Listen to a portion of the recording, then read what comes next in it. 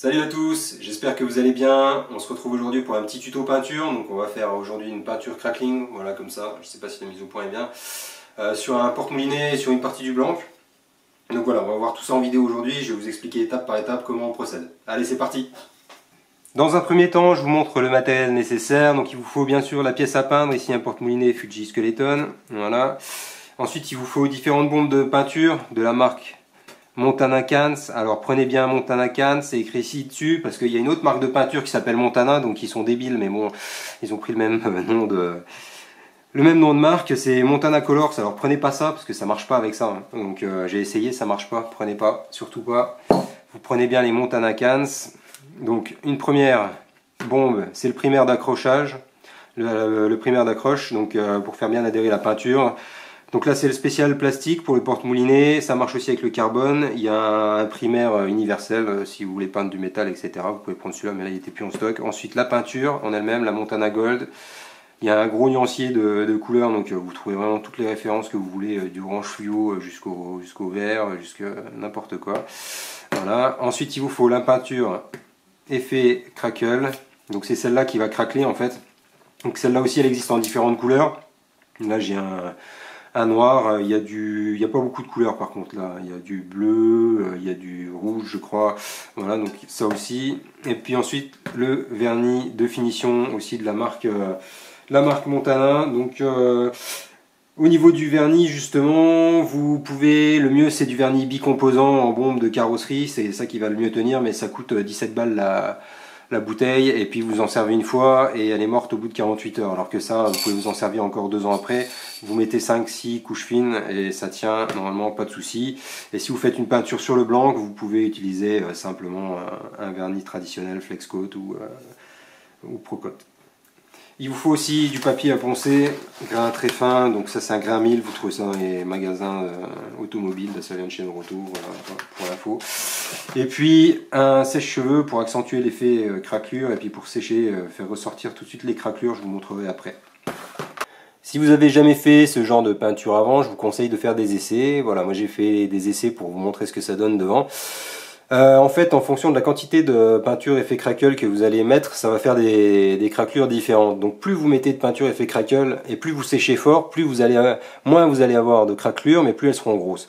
Donc ici j'ai mis beaucoup de peinture, ici moyennement, ici sur le même j'ai mis très peu de peinture ici, donc ça fait des craquelures toutes fines, et puis ici pas beaucoup non plus, mais un peu plus, donc ça fait des craquelures un peu plus prononcées, où j'ai plus séché avec le sèche-cheveux. Pareil sur un bout de carbone ici. Voilà, donc là j'ai fait vraiment une toute petite couche d'effet crackle. Et ici j'ai fait une couche un peu plus épaisse. Donc ça fait des craquelures un peu plus larges.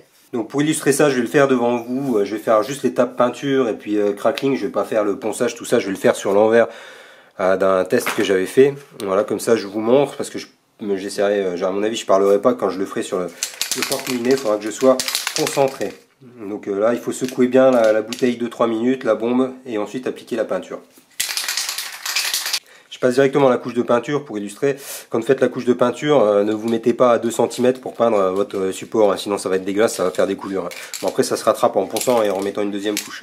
De toute façon il vaut mieux mettre 2 couches de peinture de fond. Là je vais en mettre qu'une seule. Donc vous mettez à peu près à 20 cm et vous faites des passages en appuyant une fois.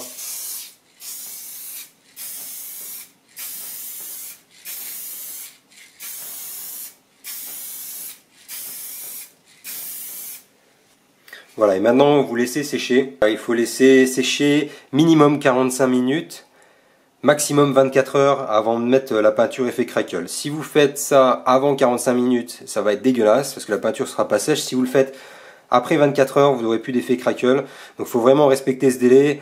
Moi je vous conseille de le faire au bout d'une heure, 1h30, 2 heures, après avoir fait la première couche. Là ça fait à peu près 1 heure et demie que la peinture a commencé à sécher. Donc on peut passer à la bombe Crackle Effect.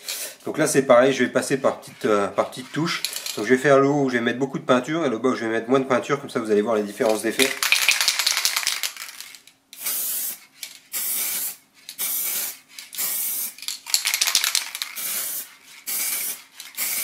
J'exagère volontairement, le bas j'en mets pas trop. Voilà. Et ensuite, en passant avec le sèche-cheveux, on voit déjà que ça apparaît ici et ici. On peut accélérer ça. Voilà, là, il y avait plus de peinture. Oh, reste là, toi.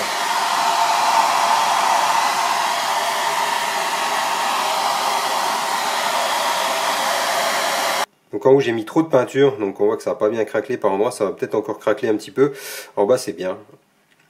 Donc c'est ce qu'il faudrait essayer d'obtenir. Donc voilà, c'est pas toujours évident, il faut faire des essais avant. C'est pour ça que je vous encourage à faire des essais avant de vous lancer.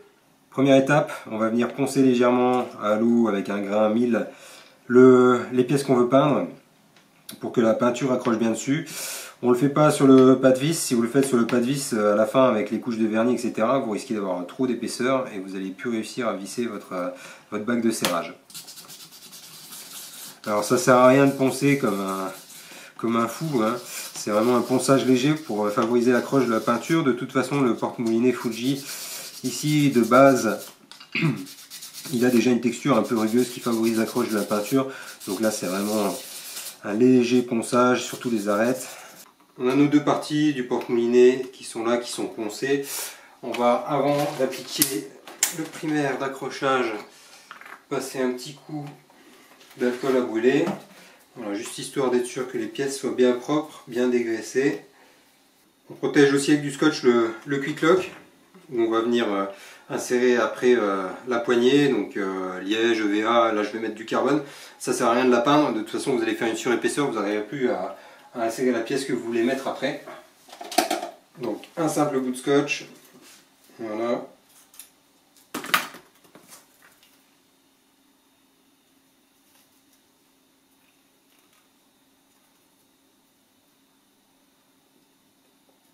Essayez d'être le plus précis possible.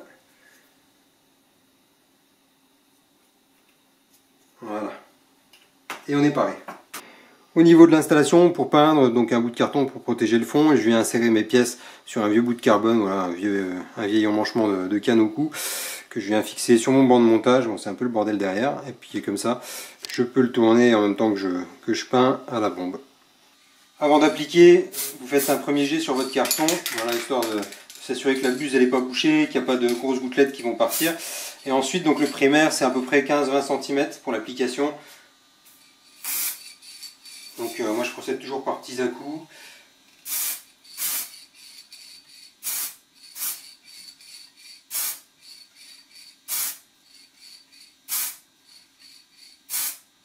La couche de primaire est faite, ça change pas grand chose, c'est une couche transparente, voilà. Je préfère la faire, c'est pas forcément obligatoire. Je pense que ça tient, si on vernit bien par-dessus, ça tient quand même. Voilà, moi je la fais par précaution pour que la peinture adhère bien. Si vous avez des bavures, vous pouvez poncer au grain 1000 et puis remettre un deuxième petit coup de bombe. Au niveau des temps de séchage, si vous voulez faire une deuxième couche, sur la boîte c'est conseillé, sur la bouteille c'est conseillé 2 minutes. Moi je vous conseille d'attendre un quart d'heure. Et puis pour la peinture, sur la bouteille il conseille que pour une deuxième couche il faut attendre 24 heures. Normalement un quart d'heure, 20 minutes, vous pouvez faire votre deuxième couche sans souci. Sur les essais que j'ai fait, ça passe sans problème. J'ai laissé sécher ma primaire à peu près 1 heure. Je vais passer à la peinture. Maintenant, je vais faire 2 couches. Donc, je laisse à peu près 10 minutes de séchage entre les 2 couches. Donc, pareil, hein, on secoue bien 2-3 minutes avant. Et on fait un premier essai ici. Voilà. Et on passe bien parallèlement à la pièce qu'on veut peindre.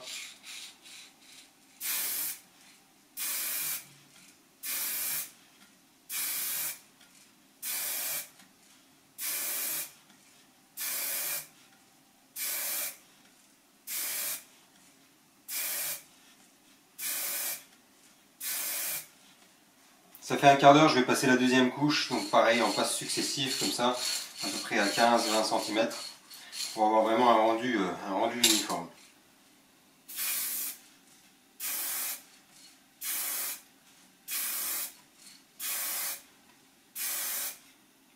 Voilà, maintenant on va laisser sécher 45 minutes et jusqu'à 24 heures avant de passer l'effet crackling. L'idéal c'est d'attendre, oui, 1 heure ou 2. Ce sera bien, dans 1 heure je vais revenir et je vais passer le coup de bombe à craquer. Voilà, ça a séché à peu près 1h30, je vais passer la bombe effet crackle. Donc c'est vraiment le moment délicat, c'est là qu'il ne faut pas se rater. Il faut essayer de faire les couches les plus fines possibles pour avoir, selon moi, le meilleur rendu possible avec des craquelures assez fines. Si on met une grosse couche, on va avoir des plus grosses craquelures, ça dépend de l'effet qu'on veut obtenir. Donc le but là c'est pareil, c'est des couches fines en tournant, donc pas trop insister sur la même zone. Et en restant bien parallèle au blanc quand on applique. Donc allez, c'est parti.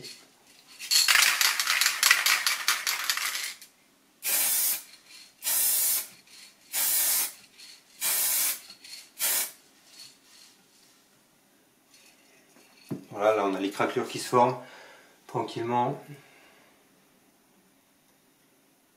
Je sais pas si on va bien les voir à la caméra, je ferai peut-être un zoom après avec la deuxième partie du porte-moulinet. Ça craquelle tranquillement.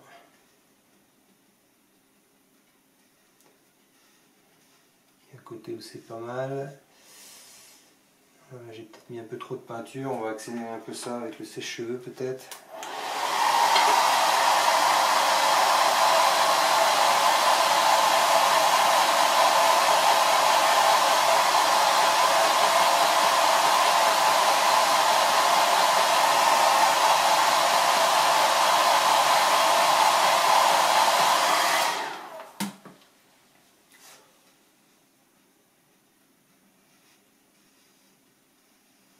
Voilà.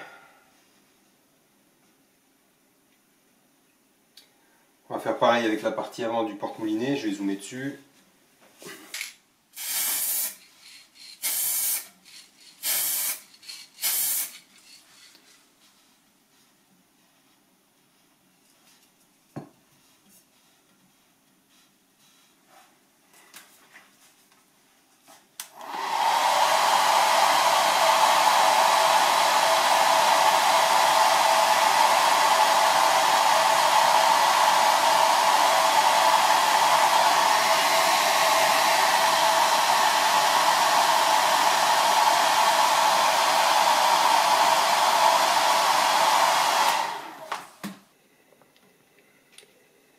Voilà ce que ça donne, c'est pas trop mal.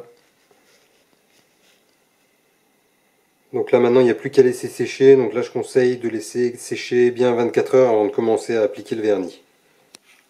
Le vernis, je vais utiliser le vernis Montana, donc c'est la même marque que les peintures, voilà, comme ça on est sûr que c'est compatible. Il existe différents types de vernis qu'on peut utiliser, donc pour vernir, si c'était simplement le blanc, que je l'ai fait sur le bud, vous verrez sur la canne finie, on peut se servir d'un vernis bicomposant comme pour les ligatures, c'est le plus facile.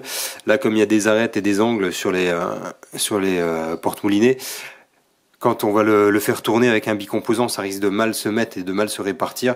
Voilà, donc il vaut mieux utiliser un vernis en bombe. Donc ce vernis-là, il faut le passer en fines couches, 7-8 fines couches. On attend 2 minutes entre chaque couche et il met 24 heures à être complètement sec. Voilà, je mets un premier jet même avec le vernis sur le carton. Et puis ensuite je vais passer en passes successives. Je vais juste les mettre l'un en face de l'autre. Voilà, comme ça je sais où je commence.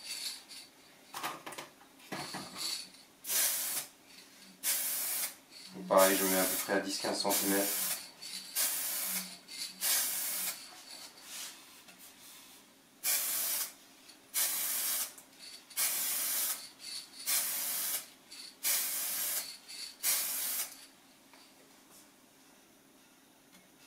Voilà, on va laisser sécher ça pendant, c'est pas facile à dire, on va laisser sécher ça pendant 2 minutes et puis je vais repasser une deuxième couche, ainsi de suite, jusqu'à avoir 7 ou 8 couches et puis je vous montrerai après le produit fini. Voilà, là on a un vernis qui est propre, qui est bien lissé, bien brillant, donc c'est parfait. On va laisser sécher ça maintenant 24 heures, je vais monter la canne et puis je vous montrerai le résultat final. Voilà, ce que je fais aussi, c'est que je fais bouger sans abîmer le vernis extérieur un petit peu les pièces pour voir, voilà, qu'elles ne soient pas collées entre elles, c'est parfait. Voilà. Parce que si c'est collé après, ça va être compliqué de serrer le porte-moulinet. J'ai fini la canne depuis un petit moment, je vous montre le résultat. Donc c'est une étais 72 ml, ça pêche super bien. J'ai fait pas mal de sessions avec, j'ai fait des belles perches et des beaux cendres aussi. Voilà, ça c'est la petite aparté. Sinon au niveau de la peinture et du vernis, donc vous voyez ce que ça donne. Donc ici j'ai verni au flex coat, donc la peinture est un peu plus foncée, je pense qu'il y a plus d'épaisseur de vernis, c'est pour ça. Ici j'ai verni avec le vernis Montana. Aucun des deux n'a bougé, ça s'est pas terni, ça s'est pas abîmé après une dizaine de sorties, donc le résultat est vraiment sympa. Après voilà, le crackling est pas identique partout, hein, ça reste artisanal. Ce côté-là, le crackling est plus fin sur le porte-moulinet, puis là il est un peu plus large. Voilà, en tout cas c'est un résultat qui me convient, je suis très content de la canne. J'espère que ce petit tuto vous aura plu, et puis maintenant c'est à vous de jouer.